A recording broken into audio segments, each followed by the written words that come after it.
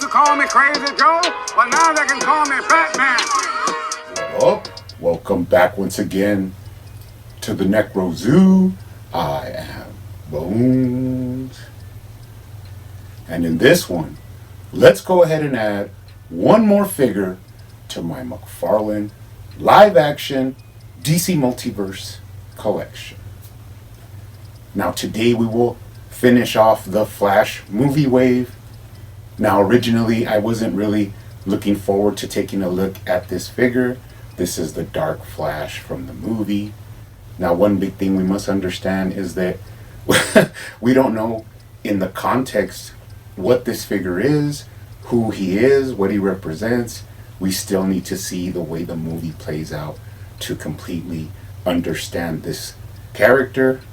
So that prompted me to think that I was going to review this guy kind of focusing on him. Doesn't really have to do with the other figures that we've already taken a look at. Had some fun with them. Some are actually pretty fantastic. Some not too big of a fan of.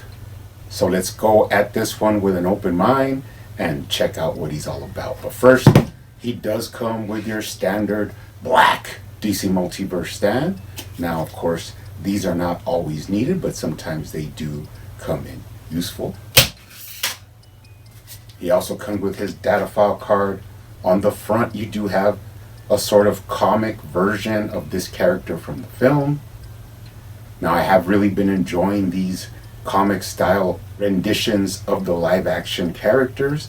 They actually look pretty cool. And that actually goes all the way into this one. It doesn't necessarily look exactly like the figure, but you kind of get the gist of what they're going for. And this one just seems to have a little bit more pop compared to the actual figure. On the back, you do have some information. Kind of ambiguous description of this figure. You don't necessarily, they didn't give you any clues or anything like that. The real name is unknown. But we do have to wait for the movie, which is not far away. It's quickly coming up on us. And we have yet to see how that will turn out. Pretty cool. We'll add it to the collection. Now, straight off the bat, this guy did look pretty nefarious in the packaging. But let's go ahead and take a closer look at him. Now, first impressions. Really intricate sculpt. This is an original sculpt, which means you didn't get any accessories or anything like that, any alternate hands. I did hear like another reviewer complaining that he basically said that he hates the lightning and energy effects that McFarlane gives us with the figures, which is basically, you know, just I can't see why you could hate these. They're always a cool addition when these are supplied with the figure. But he said that now that this one doesn't have any, then now he hates the fact that none were included. If he really had a lot of other figures, then he should actually have a ton of these laying around like I do that are not used. And it would look kind of cool. You know, put some effects on this guy depending on how you want to go with it. But of course we should all have, you know, extra Speed Force effects laying around. But besides that, the intricate sculpt in here is really nice. Now, mind you, I did say that this was like the figure I had no interest in at first. But for some reason, as per usual with a lot of McFarlane figures, once you get them in your hand and you start thinking of the possibilities, you know, with the figure, what you could use them for, seeing them, you know, closer and checking out the articulation, always kinds of opens you up to enjoy the figure more than you would originally. Now, very minimal paint on this guy. He only has a little bit of paint on his chest and some on the forehead area. Besides that, it is just a molded plastic. So first impressions, this is like something from the dark recesses of my mind, a kind of nightmare feel to this guy. And of course, if you know me, I actually enjoy all kinds of dark things and things from the necro world. So rather interesting. I do like his look, you know, right off the bat with first impressions. But let's dive a little bit deeper and completely check it out. Let's check out the head sculpt. Really interesting head sculpt. You do have another one of those open mouth sculpts from McFarlane. We did see this in the Blackest Night Batman and also the Flashpoint Aquaman, which a lot of people were not big fans of, but I do understand how these sculpts are kind of made to use in a certain pose or a certain situation. Although this guy, he pretty much gives off that kind of zombie-ish monster feel where he's coming after you, definitely coming after you in your nightmares. But I actually do like the head sculpt. I will be adding some paint to this guy. I'll do the wash around the mouth so it doesn't look so plain and gives it a little bit of accent to the shadows around the mouth and stuff like that. So we'll look forward to that towards the end of the video. But it is a cool head sculpt, has a lot of detail. I like the way it flows to the back. Now, we do not exactly know if these are like tendrils, what all these shards are about. It could be parts of like an explosion, of parts of a ship or something that get, mixed in with him when he's created. So we have absolutely no idea. We'll just have to wait and check it out in the film. But pretty nice head sculpt. Now, there are no eyes actually painted in, which whenever a character, you can't see their eyes, it kind of gives off a sort of otherworldly or like demonic feel. Really off-putting, I would say, when you can't see a character's eyes. So, depending on how I feel when I do the repaint, I'll check that out. Now let's check out Articulation. He actually looks down really well. Now, you can't necessarily look up straight on, but there is a sweet spot. If you turn his head, he actually looks up really high, which looks good, like in a sort of agonizing, infuriated feel. So that's pretty cool. You do got right to left. Now, there are some reviewers out there who always feel a need to do a 360 on the heads. Now, if you do not ever pose your figure with the head pointing backwards like The Exorcist, I don't really see a reason that a figure actually has to turn that way. So that's why I never do that. But, to each their own. If they want to waste their time showing a articulation that's never going to be used, go ahead. But all in all, he has really good articulation. Aside from the fact that to make him look up, you have to find that, gap where he can actually look up. So pretty cool. Coming down, let's take a look at that paint that I talked about. It's really only on the chest, and there's like a dab of it on the abdomen. And then here on the head, which we do not know. It's like an inner energy or something like that. We'll have to wait for the movie to figure it out. But all in all, from the torso down into the hips, it's a clean sculpt.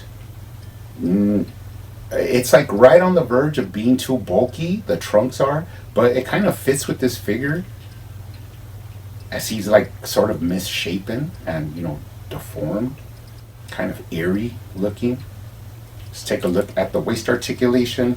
You do have side to side.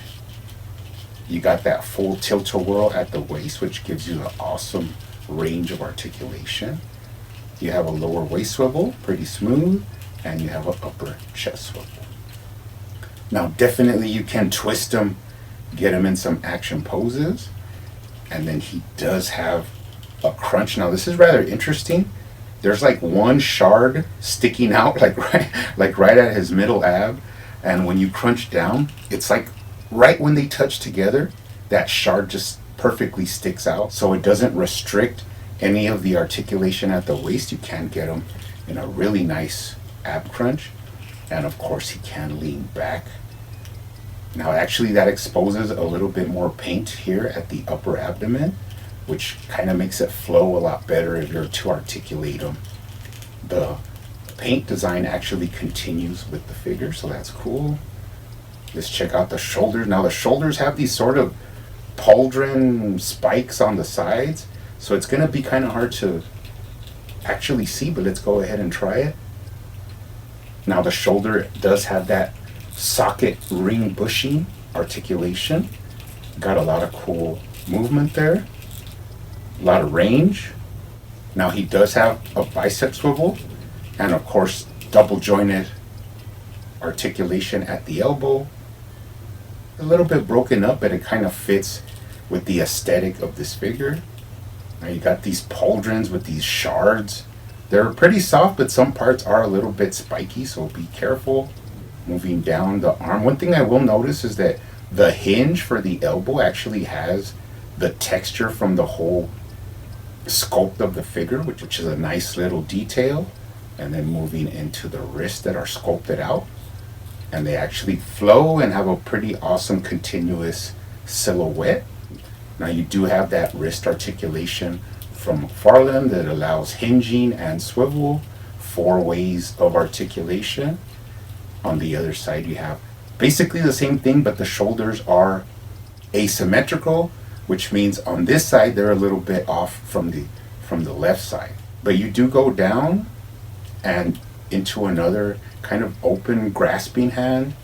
Pretty interesting hands that come with this figure, and they do fit, like showing some emotion or chasing you.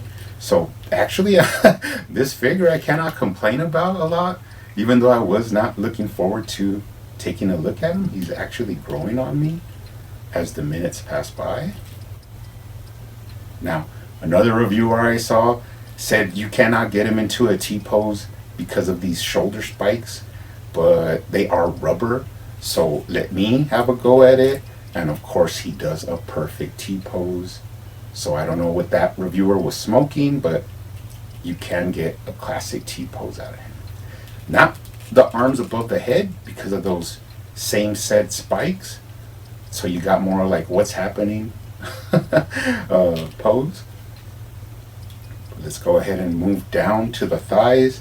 Let's check out the thigh swivel. Wow, really generous thigh swivel and really smooth to where you could get, a lot of percentage of rotation out of it.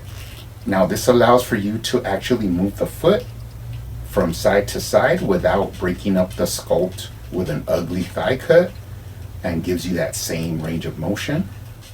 Now once again I'm going to bring up, I watch a lot of reviews, even though sometimes it's kind of difficult because of their underhanded negativity, I would say. They don't come out right out and say their, slanders and jabs, but they kind of do it hidden or deceptively. So that's why I don't really respect them. But another reviewer did say he's only going to kick up this far. That's all you're going to get out of it. And I started thinking right away, these trunks are rubber and we all know this. So let me see if I could get him to kick up. And yeah, of course he could, could get the kick up almost in the split style. And actually this figure looks crazy with his leg up like that. And then he's just running, attacking you, chasing you. It actually looks pretty horrific and nightmarish. But he can also kick back as well, way higher than what that reviewer said, so don't listen to him. It moves the trunks, it bends them out of the way, but there's no need to fear, because when you put back the legs and place them in their original place, the trunks actually go back to their original form. So I don't see the big deal in that. I don't know why they purposely refuse to show the complete articulation. And another thing I'm not a big fan of is the splits. I mean, how many characters actually do the splits? I think I did see one that tried to do the splits and he said, oh, I heard a click, so I'm scared it's gonna break.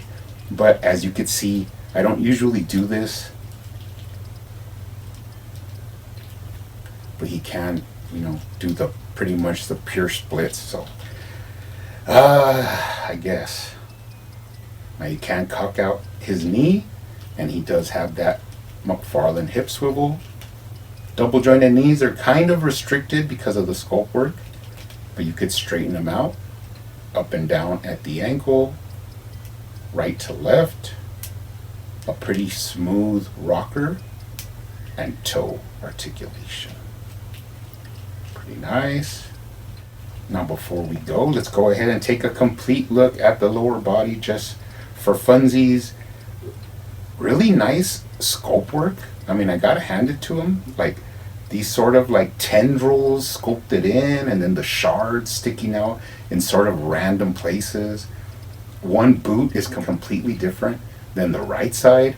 So that's a really nice original sculpt from McFarlane. After looking at a lot of repaints and reuses, we still get to see what McFarlane is known for, and that's bringing original, completely new sculpts to the game. Pretty nice. Take a look at him from the bottom. No tread, but he does have some identifying marks. Moving up the back, the same random spikes sticking out with a lot of cool sculpt work.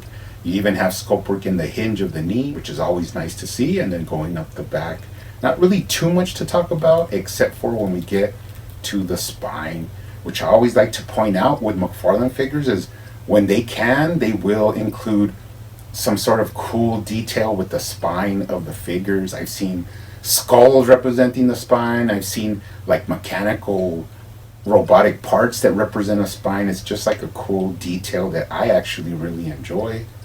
And this one has like a sort of spike kind of hump on the back, which adds to the creep factor of this figure. So all in all, I have to say, with a figure that I really did not want to take a look at,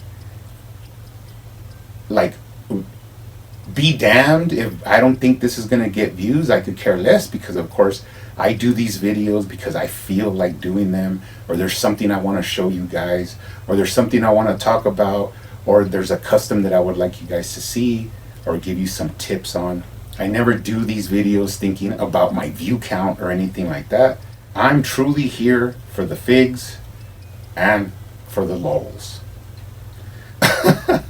So yeah, he's a really nice looking figure. I mean, let me rephrase that. He's not a nice looking figure. He's like a horrific, cool looking figure, because this is, like I said, something from a nightmare. If you had 100 of these guys chasing you, it would, truly be terrifying.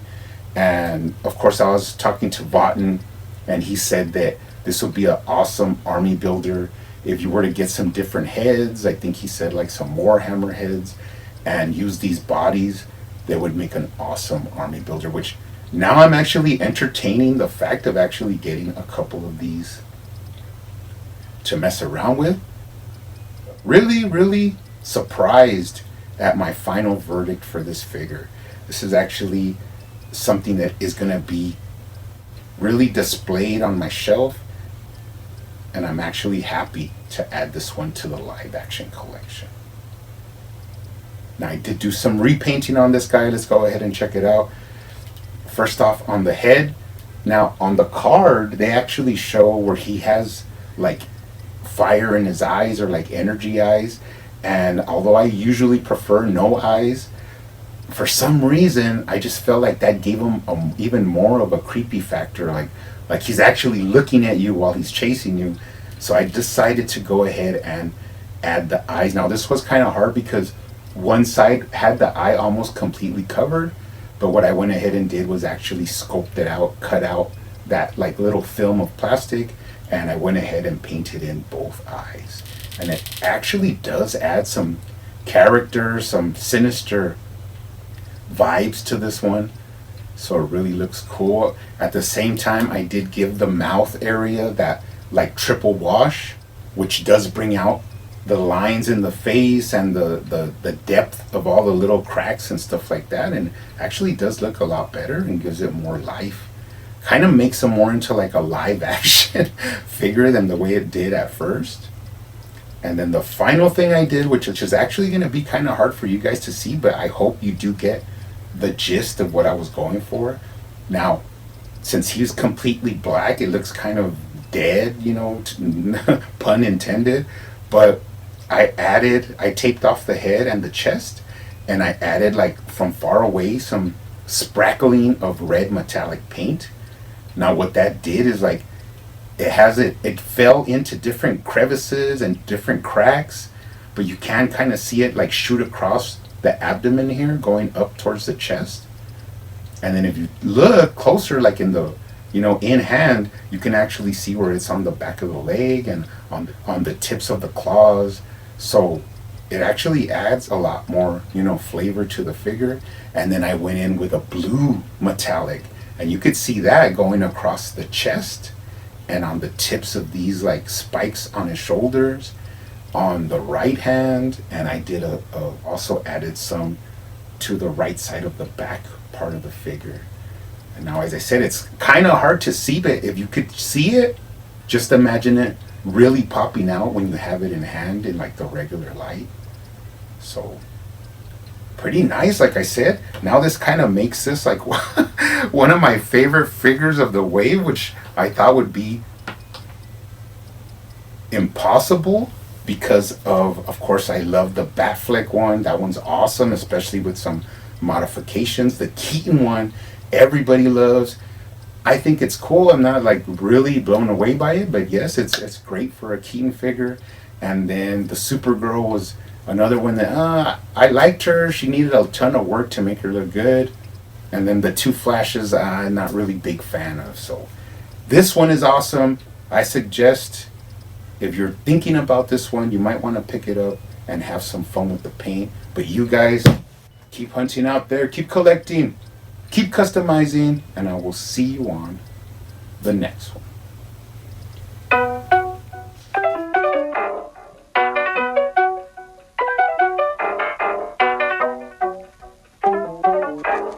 They used to call me Crazy Joe, but now they can call me Batman.